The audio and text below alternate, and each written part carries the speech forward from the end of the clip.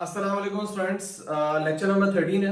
इस लेक्चर में इंशाल्लाह टाइप नंबर 7 जो है डिफरेंशियल इक्वेशन के सॉल्यूशन की टाइप हम पढ़ रहे थे, तो 6 टाइप हमने पढ़ ली है। टाइप नंबर 7 जो है उस पे आज हम गुफ्तगू करेंगे, ठीक है। टाइप नंबर 7 जो है वो है एग्जैक्ट डिफरेंशियल इक्वेशन, कि अगर आपकी डिफरेंशियल इक्वेशन एग्जैक्ट है तो आप उस मेथड से उस डिफरेंशियल इक्वेशन को सॉल्व कर सकते हो। अब डिफरेंशियल इक्वेशन के एग्जैक्ट होने का मतलब क्या है? सबसे पहले डिफरेंशियल इक्वेशन की स्टैंडर्ड फॉर्म मैंने आप लोग से डिस्कस की नहीं है। नॉर्मली डिफरेंशियल इक्वेशन इस फॉर्म में भी आपके पास आएगी, वेयर dx के साथ कोई फंक्शन ऑफ x और y मौजूद है, इसी तरह dy के साथ कोई फंक्शन ऑफ x और y मौजूद है इक्वल टू 0। डिफरेंशियल इक्वेशन इस तरीके से भी आप लिखते हो, या डिफरेंशियल इक्वेशन को इस तरीके से भी हम लिखते हैं। दोनों तरीके होते हैं। मतलब डिफरेंशियल इक्वेशन को इस फॉर्म से मैं इस फॉर्म में भी कन्वर्ट कर सकता हूं, वेयर ये चीज जो है ये आपके पास फ्रैक्शन होगी या फ्रैक्शन नहीं भी होगी। डिफरेंट आपके पास डिफरेंशियल इक्वेशन होती हैं। जनरल फॉर्म जो है उनकी ये वाली होती है। अगर आप इसको इस फॉर्म में कंपेयर करोगे तो आपके पास राइट हैंड साइड पे एक फ्रैक्शन आ रही होगी, ऊपर भी function of X and Y होगा, नीचे भी function of X and Y होगा।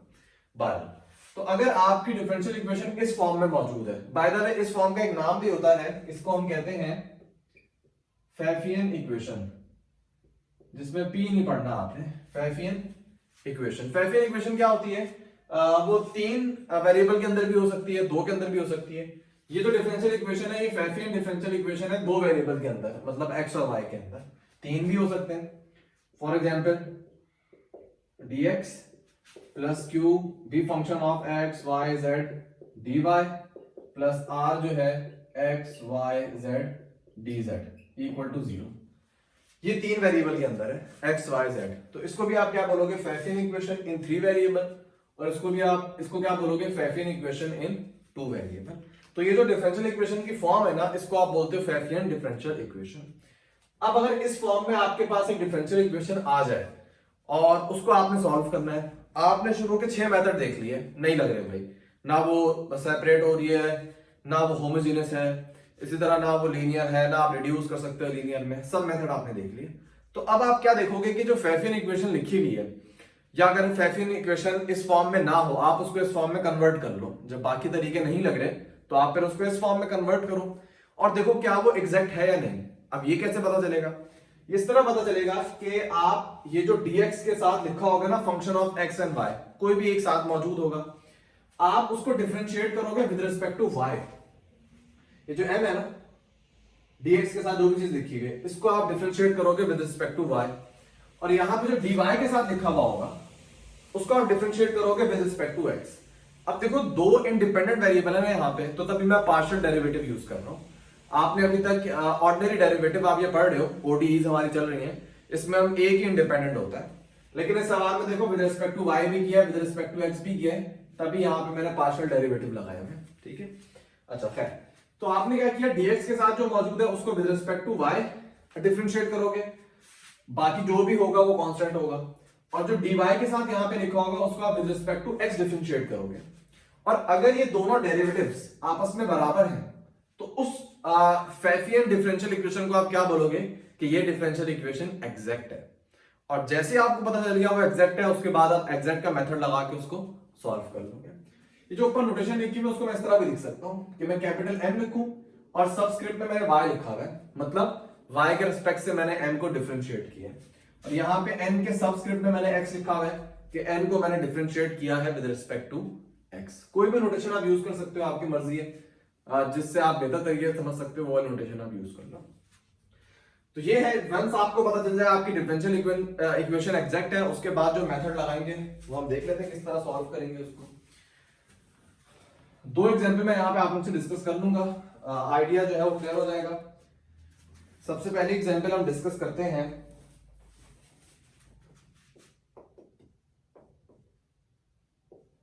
e की पावर y प्लस 1।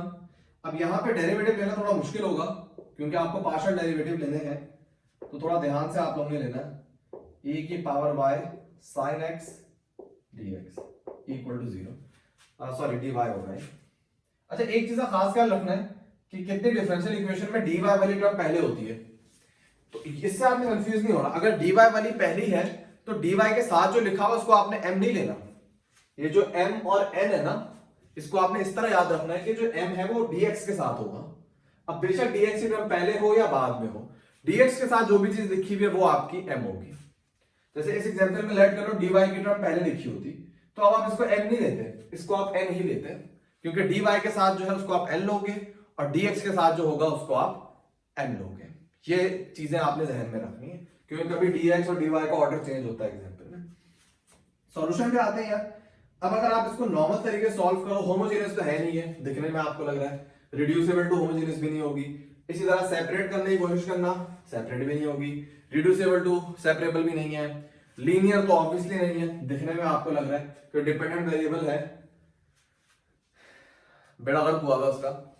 अच्छा, रिड्यूसिबल टू लीनियर भी नहीं है, तो इसका मतलब आपके पास आखिरी हल यही है कि आप यहाँ पे क्या करोगे, आप यहाँ पे टाइप नंबर 7 जो एग्जैक्ट चेक करो क्या ये एग्जैक्ट है नहीं। एग्जैक्ट के लिए आपको यहाँ पे m चाहिए होगा, तो m क्या है यहाँ पे, जो dx के साथ लिखा हुआ है, e की power y plus 1 cos x।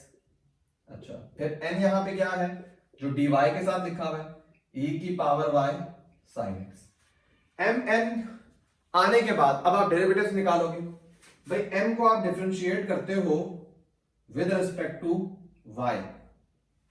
अब देखो विद रिस्पेक्ट टू y अगर करोगे ना तो फिर x कांस्टेंट ट्रीट होगा, ये ध्यान में रखना। मैंने क्या बात बोली थी, जब आप with respect to y differentiate करते हो तो बाकी कोई भी चीज है, बाकी कोई वो कांस्टेंट है जैसे 1 2 3, उसको भी आप कांस्टेंट ही लोगे, और अगर x लिखा हुआ है उसको भी आप कांस्टेंट लोगे, क्योंकि आप with respect to y differentiate कर रहे हो।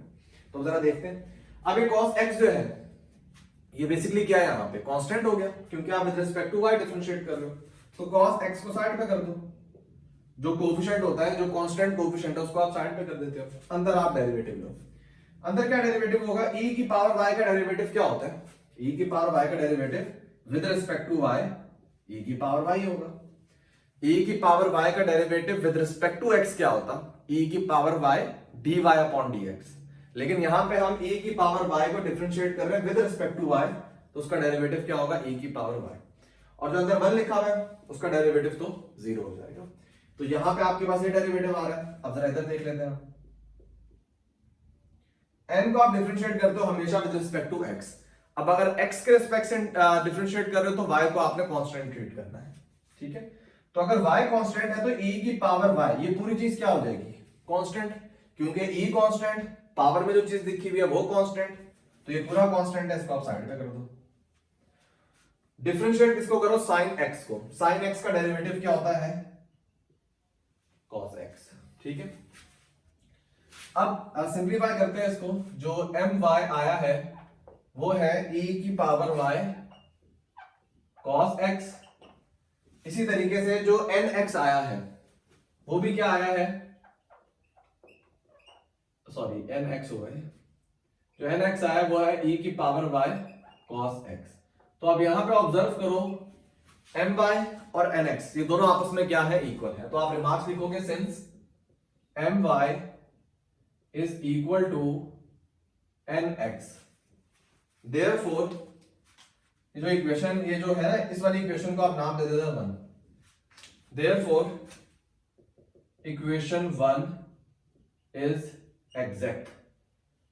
ये कंडीशन इक्वल हो रही है आपस में, इसका मतलब इक्वेशन 1 जो है वो यहां पे क्या है, एग्जैक्ट है। अब जैसे ही आपको पता चल गया इक्वेशन 1 एग्जैक्ट है, अब आप इसको इंटीग्रेट कर दोगे। अब यहां पे इंटीग्रेट करने का तरीका थोड़ा निराला है, तो जरा गौर से समझना। मैं यहां पे लिख रहा हूं integrate equation 1 on both side. अब यहां पे इंटीग्रेट कैसे करोगे, अब इंटीग्रेट करने का तरीका ये होगा, मैं एक जनरलाइज फॉर्मूला लिख देता हूं, हर सवाल में मैं नहीं लिख पाऊंगा, ये जनरलाइज फॉर्मूला है। अच्छा जी, फिर होगा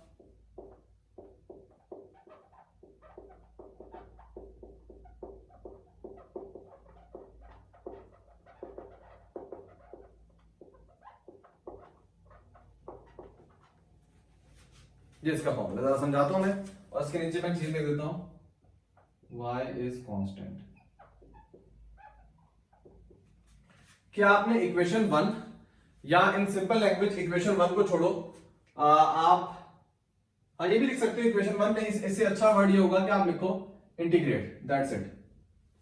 इंटीग्रेट आपने करना है। अब इंटीग्रेट, ये फाइनल सॉल्यूशन आप लिख रहे हो यहाँ पे, सॉरी राइट हैंड साइड पे सी होगा, ठीक है। यहां तक जब आपको पता चल जाएगा कि आपकी इक्वेशन एग्जैक्ट है, उसके बाद आपने इंटीग्रेट करना है, डायरेक्ट आपके पास सॉल्यूशन आएगा। इंटीग्रेट करने का तरीका ये होगा कि सबसे पहला इंटीग्रल है m dx, मतलब m को आपने इंटीग्रेट करना है with respect to x, treating y as a constant. आपने y को कांस्टेंट ट्रीट करना है। अब जरा देखते हैं क्या मतलब है इसका। सबसे पहले तो आप m लिख लो, m ये पूरी चीज है, तो आप लिखो e की power y plus 1 cos x dx। अभी तो आपने जस्ट m लिख दिया है। अब यहां की कहानी देखते हैं क्या है। अब यहां पे लिखा हुआ है terms in n not containing x। आपने यहां पे n लिखना है, लेकिन n की वो वाली टर्म्स लिखनी है जिसमें x नहीं आ रहा। अब आप यहां पे n को देखोगे, ये n है। अब यहां पे n की एक ही टर्म है, एक ही टर्म है ना, ये प्लस करके कुछ और तो टर्म नहीं लिखी हुई ना, एक ही टर्म है। अगर आप देखो इसी टर्म में x आ रहा है, ये जो एक टर्म n की मौजूद है, इसी टर्म के अंदर क्या मौजूद है, x मौजूद है। तो मैंने यहां पे क्या लिखा हुआ था, वो वाली टर्म लिखो n की जिसमें x नहीं आ रहा, और यहां पे तो n की एक ही टर्म है, उसके अंदर भी x आ रहा है। तो उसका मतलब अब मैं यहां पे कुछ भी नहीं लिख सकता। फॉर एग्जाम्पल अगर यहां पे ये सिचुएशन होती, लेट कर लो कि n होता है e की power y sin x plus cos y, ये अगर मौजूद होता, तो अब आप क्या करते हैं, आप जस्ट cos y यहां पे लिख देते, क्योंकि n की सिर्फ यही वो टर्म थी जिसके अंदर x नहीं आ रहा था, पहली वाली टर्म के अंदर x आ रहा था, तो आप जस्ट cos y लिख देते। लेकिन अब इसकी एक ही टर्म है और उसी के अंदर x आ रहा है, दैट्स व्हाई n की ऐसी कोई भी टर्म नहीं है जिसके अंदर x ना हो। तो आप यहां पे क्या लिख दोगे, जीरो टर्म लिख दोगे। भाई कोई भी टर्म नहीं है यहां पे, अगर कोई होती तो आप जीरो की जगह पे लिख देते, सही। तो दूसरे इंटीग्रल के साथ तो आपने ये हरकत करनी है। पहले इंटीग्रल में आपने m की वैल्यू पुट की, अब आपने इसको इंटीग्रेट करना है with respect to x, treating y as a constant. क्योंकि अभी तक आपने ऑर्डिनरी इंटीग्रल पढ़ा है, जैसे ऑर्डिनरी डेरिवेटिव होता है, इसी तरह ऑर्डिनरी इंटीग्रल होता है कि विद रिस्पेक्ट टू एक वेरिएबल आप उसको इंटीग्रेट कर रहे हो। विद रिस्पेक्ट टू 2 या 3 आपने नहीं पढ़ा अभी तक, ठीक है। तो हम सिर्फ x के रिस्पेक्ट से इंटीग्रेट कर रहे हैं, y के रिस्पेक्ट से नहीं करेंगे। y को हमने क्या कर दिया, y को हमने कांस्टेंट बना दिया। अब जरा देखते हैं क्या होगा। आपको पता है कि अगर कोई कांस्टेंट मौजूद होता है तो उस कांस्टेंट को आप इंटीग्रल से बाहर कर देते हो। आप इस पूरी टर्म को देखो, इसमें y कांस्टेंट है, e कांस्टेंट है, 1 कांस्टेंट है, तो अगर आप इस पूरे को देखो, ये पूरे कांस्टेंट है, तो आप क्या करो, इसको आप इंटीग्रल से बाहर कर दो, तो क्या बचेगा पीछे, cos x dx। और देखो जीरो का इंटीग्रल कांस्टेंट होता है, सही है। जीरो की कांस्टेंट का डेरिवेटिव जीरो होता है, तो जीरो का इंटीग्रल क्या होगा, कांस्टेंट होगा। जब यहां पे एक हमने कांस्टेंट लिखा हुआ है तो यहां पे अलग लिखने की जरूरत नहीं है, तो इसको आप इग्नोर कर दो। एक ही कांस्टेंट जो आपने लिखा हुआ है उसी से रिप्रेजेंट करेंगे। आमतौर पे कोई टीचर कहते हैं कि यहां पे भी कांस्टेंट होगा, यहां पे भी कांस्टेंट होगा, ये वाला कांस्टेंट इधर जाके सब्ट्रैक्ट होगा तो उस कांस्टेंट को चेंज कर देगा, तो यहाँ पे C1 लिखवा देते हैं। मर्जी है आपकी, अगर आप ये वाली थ्योरी अपनाना चाह रहे हो कि ये वाला कांस्टेंट इधर जाके इस वाले C से माइनस होके चेंज कर देगा, और चेंज होने के बाद हम C1 लिख देते हैं, तो ये भी सही है। और खाली अगर आप C लिखना चाह रहे हो तब भी सही है। इंटीग्रल, जब भी आप किसी डिफरेंशियल इक्वेशन को सॉल्व करते हो तो आप एक ही कांस्टेंट लिख रहे होते हो वहां पे, ठीक है। अब इसको जरा सॉल्व करते हैं। cos का इंटीग्रल क्या होता है, साइन होता है, तो सिंपल लैंग्वेज में इसका सॉल्यूशन क्या आ गया, e की power y plus 1 sin x equal to constant. ये है सॉल्यूशन इस डिफरेंशियल इक्वेशन का, ठीक है। तो सबसे पहले आपने आइडेंटिफाई करना है कि क्या ये एग्जैक्ट है, और अगर ये एग्जैक्ट होगी तो आपने इंटीग्रेट करना है m को with respect to x, treating y as a constant, और आपने n को डिफरेंशिएट करना है विद रिस्पेक्ट टू y, लेकिन n की उन वाली टर्म को जिसमें x मौजूद ना हो, उन वाली टर्म को आपने इंटीग्रेट करना है with respect to y equal to c। इस पूरे को आप सॉल्व करोगे, एंड पे जो भी है वो आपका क्या हो जाएगा, सॉल्यूशन हो जाएगा, ठीक है। उसके बाद एक थोड़ी मुश्किल डिफरेंशियल इक्वेशन मैंने यहाँ पे लिखी हुई है, इसको डिफरेंशिएट करना आप लोगों को थोड़ा मसला होगा, मुझे भी मसला होगा। देख लेते हैं किस तरीके से करना है इसको। अगर आप देखो तो ये बिल्कुल वही फॉर्म में लिखी हुई है, फैफियन फॉर्म जो मैंने आप लोगों को बताई है, उस फॉर्म में आपकी डिफरेंशियल इक्वेशन मौजूद है। अब आप सबसे पहले देखोगे क्या ये एग्जैक्ट है नहीं। अगर एग्जैक्ट होगी तो बड़ी आसानी से आपको मैंने बताया था, इंटीग्रेट करोगे आपका आंसर आ जाएगा। अब सबसे पहले चेक करते हैं, एग्जैक्ट के लिए आपको m और n चाहिए होता है, तो यहाँ पे m की वैल्यू क्या है, जो dx के साथ लिखा हुआ है, y स्क्वायर e की power xy square plus 4x cube, ये हो जाएगा m। और n जो यहाँ पे है वो dy के साथ लिखा हुआ है 2xy e की power xy square minus 3y square, ये हो जाएगी n की वैल्यू। अब डिफरेंशिएट आपने करना है, ध्यान से करना। m को आपने डिफरेंशिएट करना है विद रिस्पेक्ट टू y, ठीक है, treating x as a constant, x constant होगा यहाँ पे, क्योंकि पार्शियल डेरिवेटिव में एक किस रिस्पेक्ट से आप कर रहे हो, y के रिस्पेक्ट से कर रहे हो, तो x को आपने कांस्टेंट लेना है। तो अगर आप y के रिस्पेक्ट से कर रहे हो तो ये पूरी चीज तो जीरो हो जाएगी, क्योंकि ये पूरा कांस्टेंट है ना। अगर आपको याद हो, आपके पास एक फंक्शन हो x स्क्वायर प्लस 2, आपने with respect to x differentiate करना है, तो x स्क्वायर का डेरिवेटिव 2x और इसका डेरिवेटिव क्या हो जाएगा, जीरो, क्योंकि ये पूरी टर्म क्या है, ये पूरी टर्म कांस्टेंट है। तो इसी तरह अगर आप इस टर्म को देखो, ये पूरी टर्म कांस्टेंट है, क्योंकि आप with respect to y differentiate कर रहे हो, x तो यहाँ पे कांस्टेंट है, तो जब इसका डेरिवेटिव लोगे तो क्या हो जाएगा, जीरो हो जाएगा। तो इसकी तो आपने टेंशन नहीं लेनी, इसका डेरिवेटिव आपने लेना है।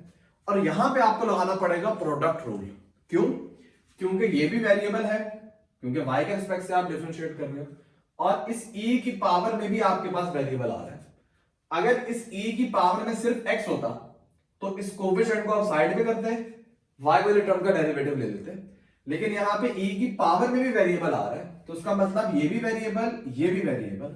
तो जब दो वेरिएबल आपस में मल्टीप्लाई हो रहे हैं, डिफरेंशिएट किस तरह करते हो आप, प्रोडक्ट रूल लगाते हो। तो अब यहां पे हम लगाते हैं प्रोडक्ट रूल, किस तरीके से, सबसे पहले इसको u ले लो, इसको v ले लो, तो v को हम साइड में रखते हैं, u का डेरिवेटिव लेते हैं, y स्क्वायर का derivative with respect to y हो जाएगा 2y, ठीक है, प्लस अब आप u को साइड पे रखो, v का डेरिवेटिव लो। एक्सपोनेंशियल फंक्शन को डिफरेंशिएट करने का तरीका ये होता है कि आप as it is exponential function को कॉपी करो, एज इट इज मैंने कॉपी कर दिया, उसके बाद पावर का डेरिवेटिव लो। अब पावर में क्या मौजूद है, एक्स वाई स्क्वायर, इसका आपको डेरिवेटिव लेना है, किसके रिस्पेक्ट से, विद रिस्पेक्ट टू वाई लेना है आपने यहाँ पे। तो अगर विद रिस्पेक्ट टू वाई लेना है तो एक्स को तो साइड पे कर दो, एक्स कोफिशिएंट है, कांस्टेंट कोफिशिएंट है, एक्स को मैंने साइड पे कर दिया, वाई स्क्वायर का डेरिवेटिव क्या हो जाएगा, 2y हो जाएगा। तो इन शॉर्ट जो पावर है उसका डेरिवेटिव क्या हो जाएगा, 2xy। तो मैं इसके साथ लिख देता हूं 2xy, ठीक है। तो ये हमने भाई m को डिटेल से डिफरेंशिएट कर दिया। अब आप आ जाओ n के ऊपर, n को हमने डिफरेंशिएट करना है विद रिस्पेक्ट टू x। तो देखो ये वाली टर्म जो है इसका डेरिवेटिव तो जीरो हो जाएगा, क्योंकि with respect to x differentiate कर रहे हो तो y कांस्टेंट है, तो इस पूरी चीज का डेरिवेटिव क्या हो जाएगा, जीरो।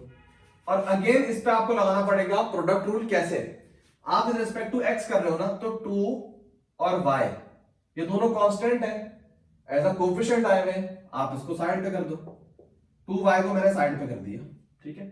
अब पीछे बचेगा क्या, x और e की पावर xy स्क्वायर, 2 और y कांस्टेंट थे, कोफिशिएंट थे, मैंने साइड पे कर दिया, पीछे क्या बचेगा, x और e की पावर xy स्क्वायर।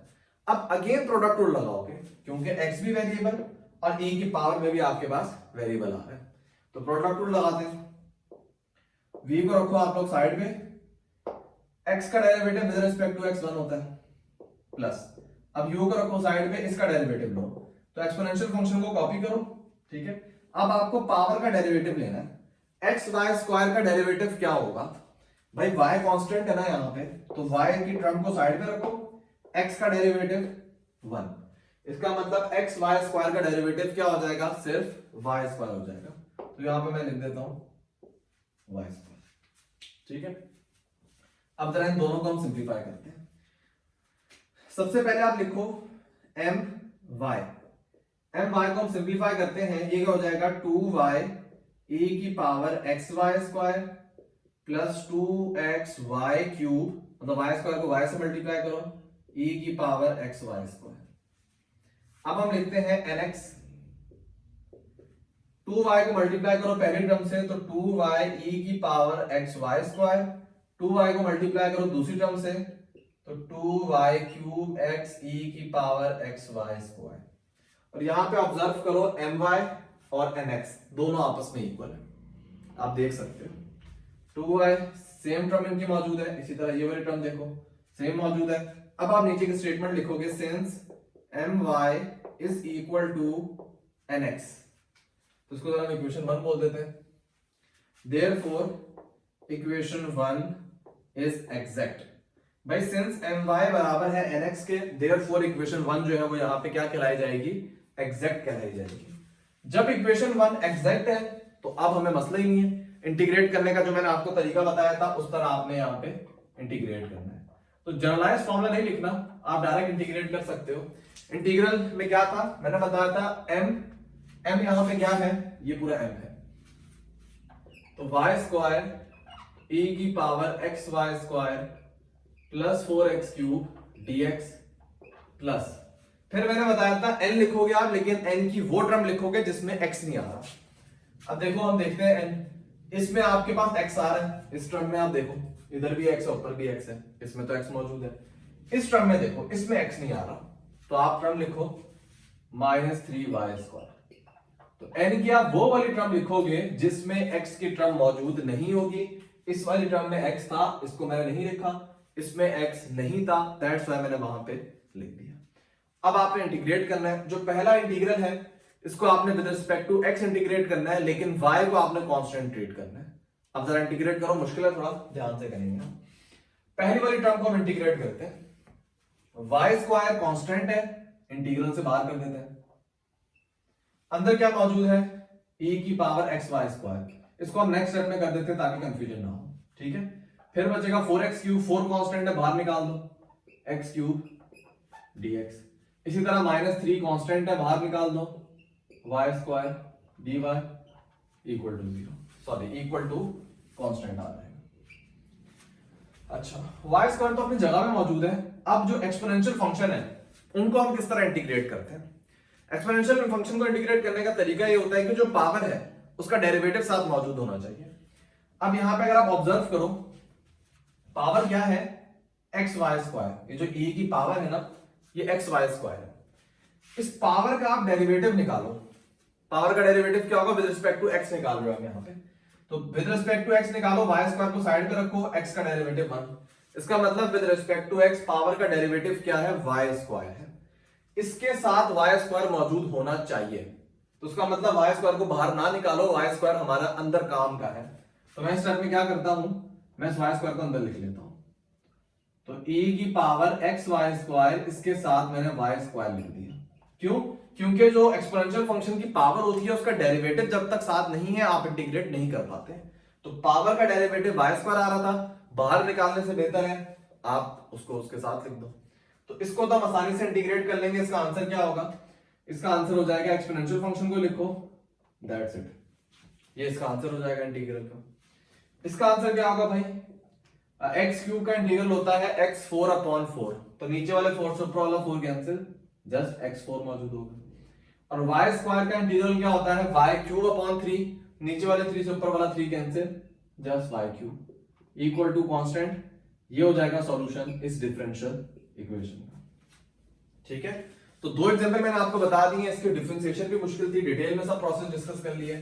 अब एग्जैक्ट का टॉपिक हमारा खत्म हो गया, आखिरी टाइप हमारी रह गई है और उसको आप कहते हो रिड्यूसेबल टू एग्जैक्ट।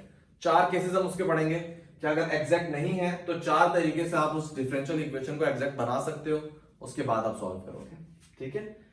तो इस लेक्चर में इतना ही बच्चों, इंशाल्लाह नेक्स्ट लेक्चर में हम टाइप 8 पढ़ेंगे। अल्लाह हाफिज।